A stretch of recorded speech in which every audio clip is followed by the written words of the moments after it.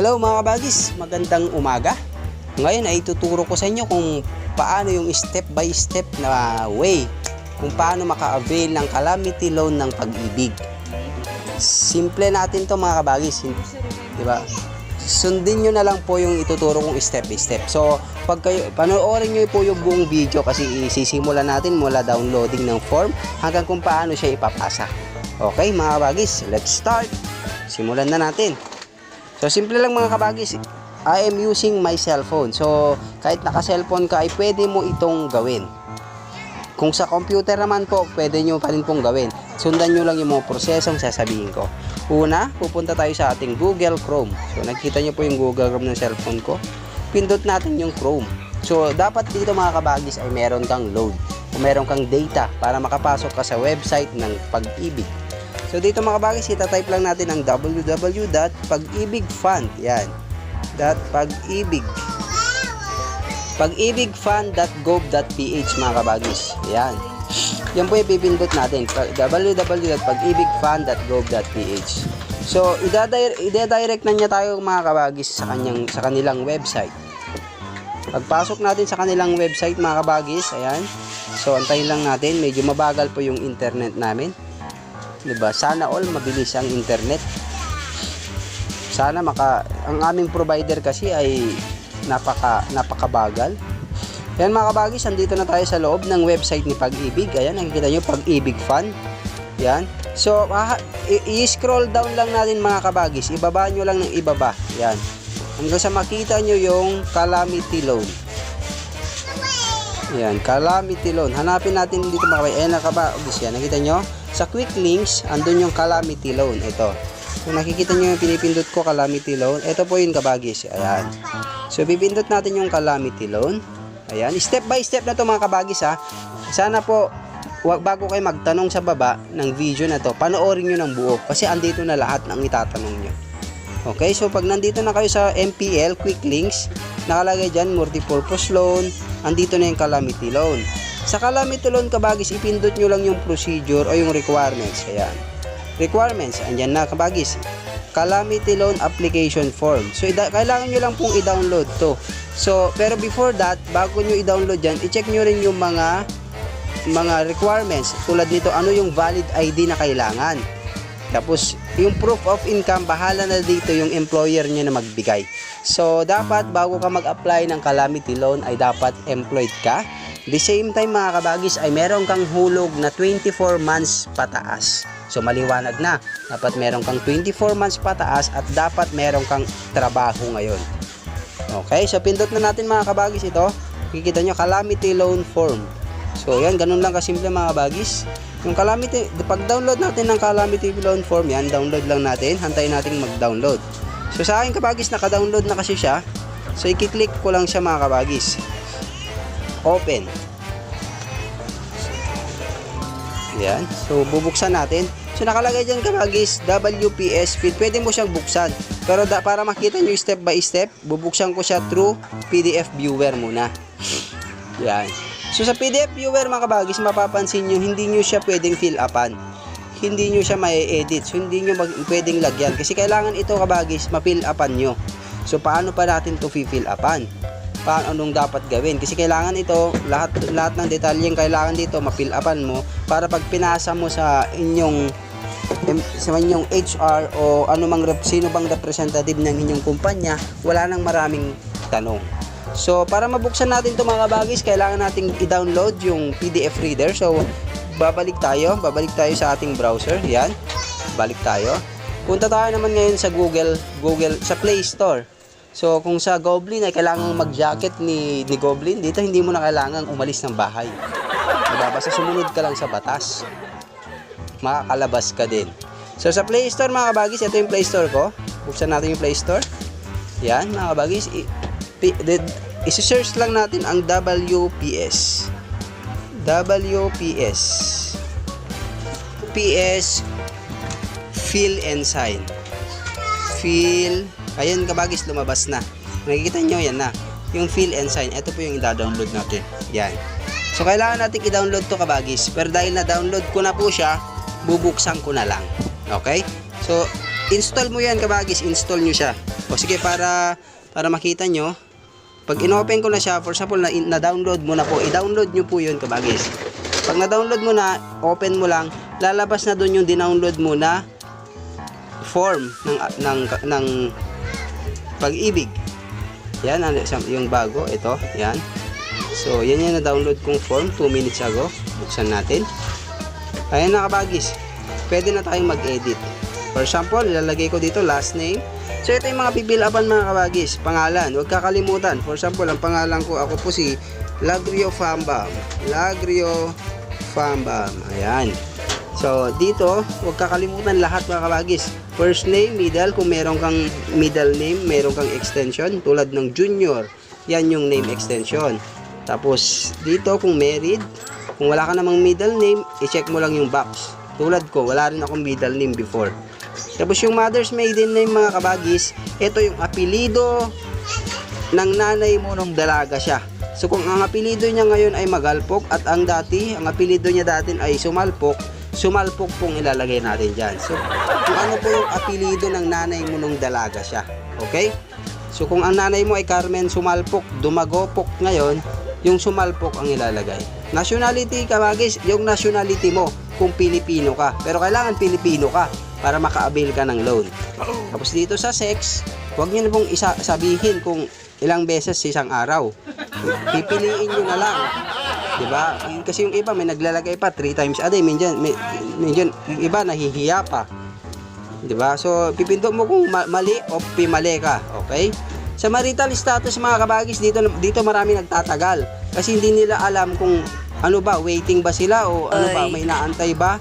'Di ba? So ang pagpipilian lang dito ay single married, widower, legally separated or annulled. Walang waiting dito mga kabagis. Okay?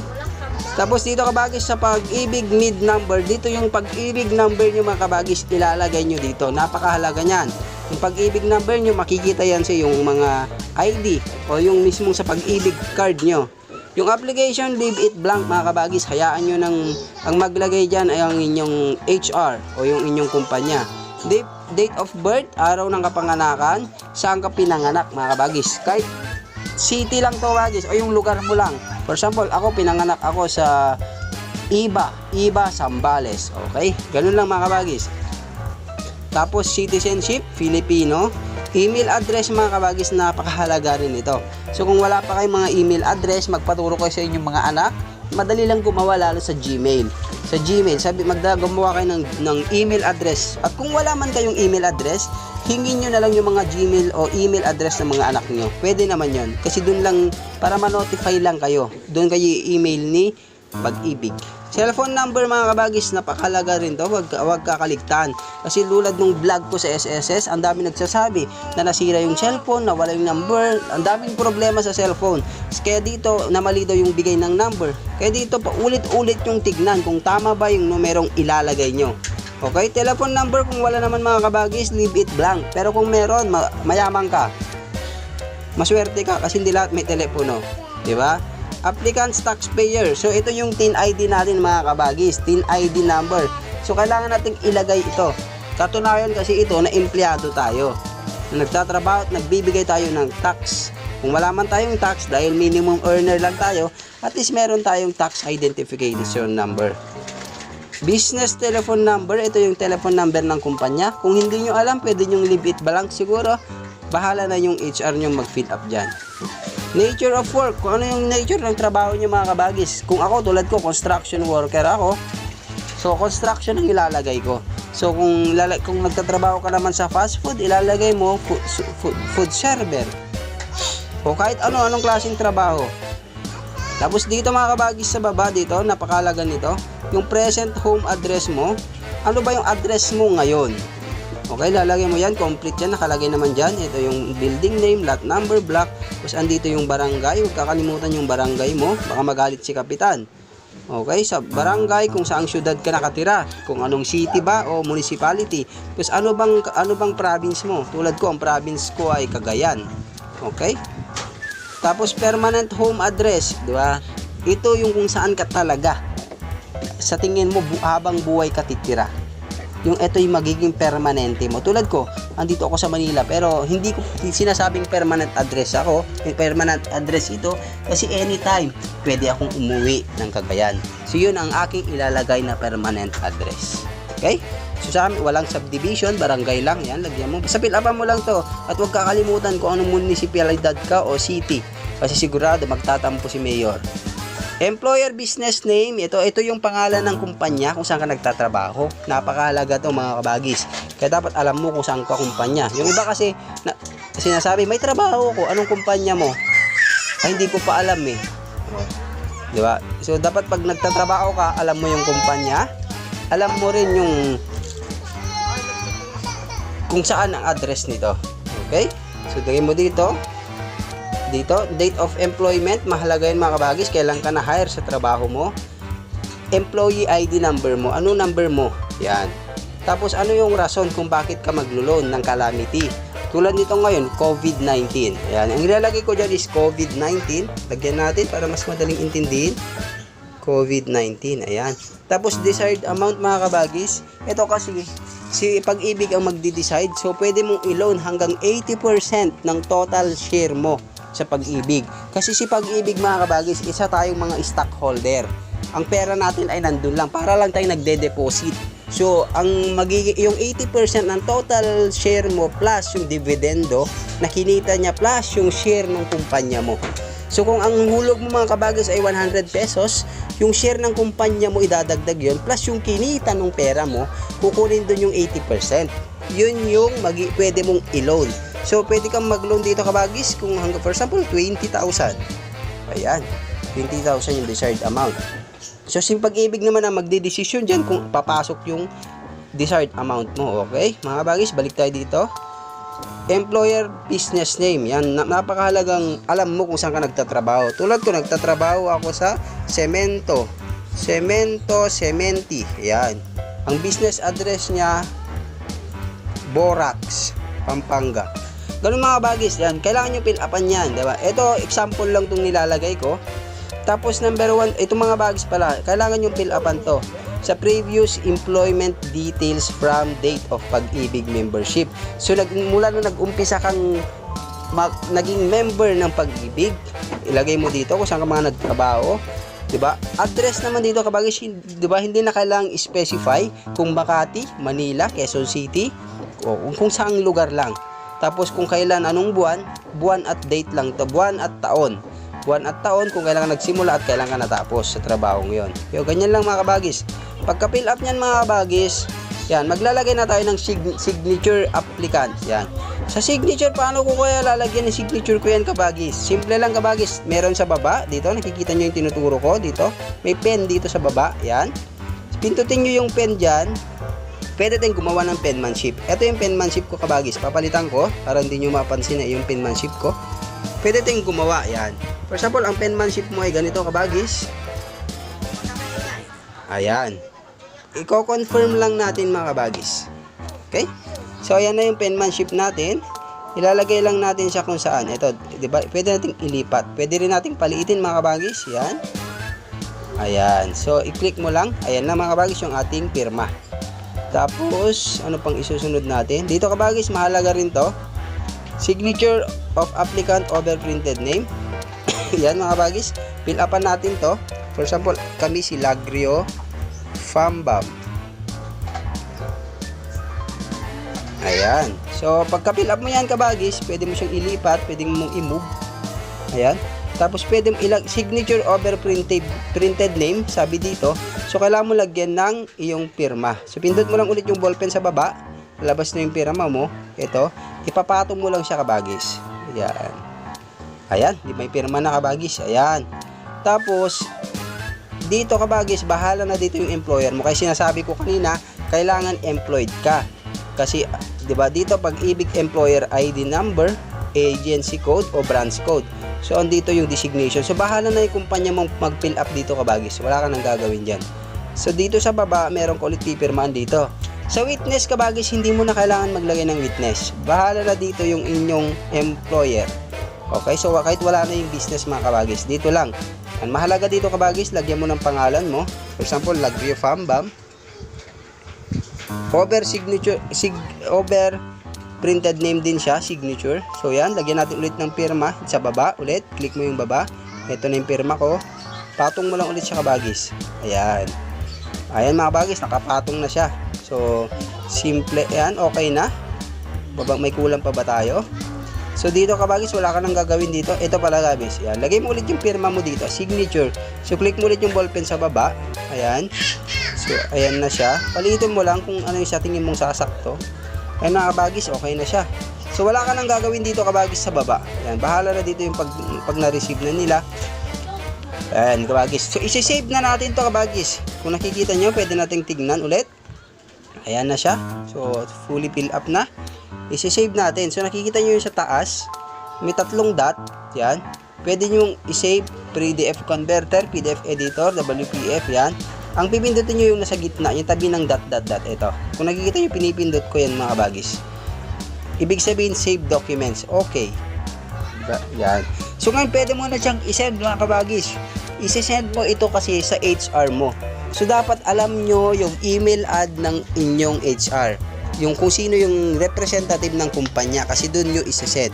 For example, ako isi-send ko to sa aking employer. So pwede mong pindutin yung Gmail. Kaya kailangan, sinabi ko kanina, kailangan nyo ng Gmail. Kailangan nyo ng email address. Pwede nyo po Yahoo Mail o Gmail. So for example, Yahoo Mail yung gagamitin natin. O kahit yung Gmail na natin, yan, Gmail. Pindutin natin yung Gmail. Dadirect na siya mga kabagis. Ayan.